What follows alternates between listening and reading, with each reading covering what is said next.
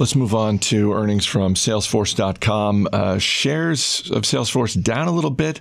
I'm assuming that's because of the guidance for Q1, because it looked like the fourth quarter results were rock solid. Fourth quarter results were really good. So Q4 revenues were about $3.6 billion. That was up 27% in constant currency. Full year revenue was $13.2 billion. So that was up 26% year over year. They had a lot of growth in their $20 million plus customer relationships, up 48%. So a lot of positive inertia behind them. I think the challenge the market is having with this quarter is not necessarily the immediate guidance, but maybe they're more long-term. So management raised their goal for 2023 revenues of 26 to 28 billion. So that's implying about a 21% growth year over year at the high end. And I feel like analysts were just maybe a little bit more skeptical of Salesforce's ability to do that. And management was not really, they were questioned about it. And I didn't feel like their answers were necessarily addressing the exact questions that they were given. I didn't listen to the call. Marc Benioff has done a great job leading this company. And certainly if you're a shareholder of Salesforce, you're happy. You're happy. Even with the drop today, the stock's up nearly 30% over the last year. It's close to a double over the last 2 years. Mm-hmm. So, what was Benioff doing on this call? Because he's got a track record, and between the average Wall Street analyst and Marc Benioff, given his track record, I'm going to side with Benioff.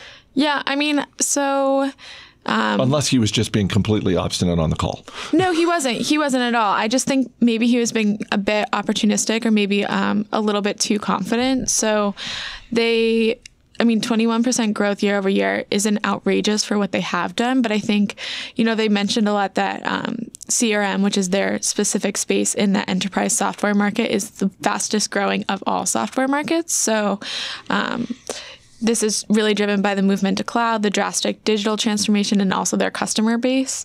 But you've increasingly seen IT companies spend more on innovation rather than maintenance, which is where the primary spend was in the past.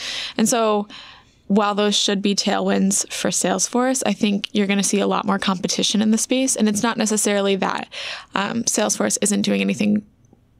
They're doing everything correctly, I would say. But I think, analysts are just more expectant of higher competition and more competition. Who are some of the other competitors in this space? Because we throw the word cloud around a lot, and there are so many businesses involved in one aspect or another.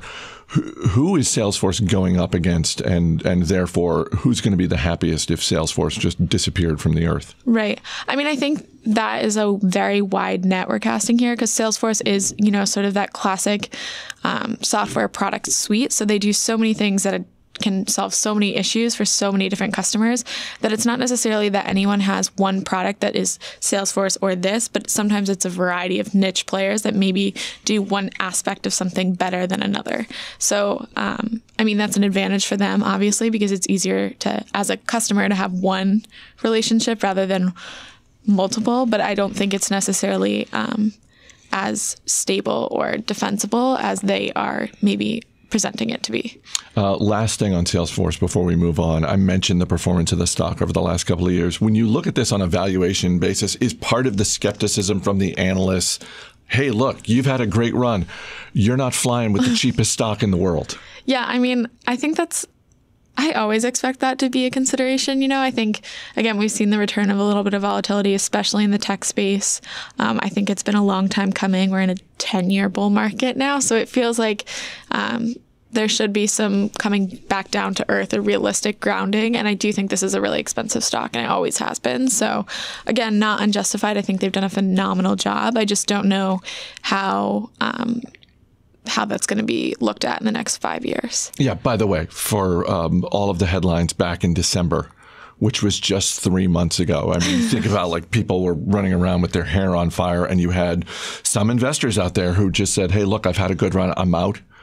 Right. And well, then, from the December 24th lows, the market, S&P 500 is up about 15, 16% since then. Right. So, that's why we try not to be traders.